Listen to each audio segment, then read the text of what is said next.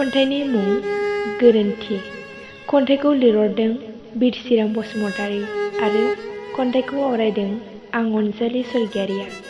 फैदो बिदिब्ला खन्थाइखौ आं आवरायनो आखायाव लाबाय, खोनासंलांदो। गोरोन्थि।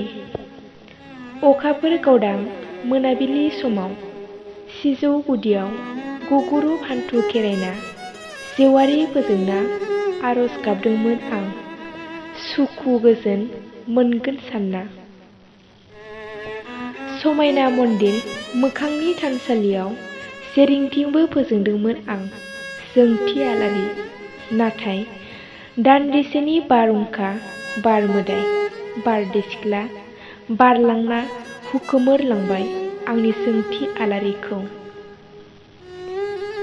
बै आंनि जिउ मोनसेयाव मा गोरोन्थि मावदोंमोन अबंनि सायाव? दिनै बे आंनि जिउआ सुखुआनो साफिया नामा?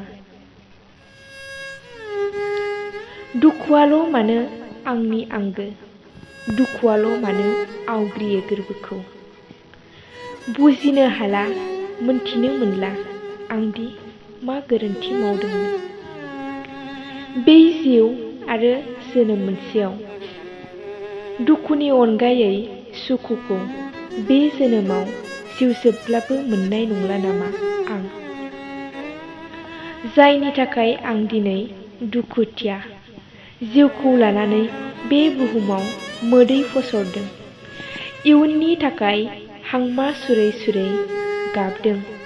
जिउआव आं गोजोन मोना जादों। नाथाय मा खालामनो अबंनि सोरजिनाय बे मुलुगा सुबुंनिनो गेलेग्रा गेलेथिलि। गले गले खनले खनले सुखु दुखुनि थिलि। खन्थाइया एसेनोसै, गोजोन्थों।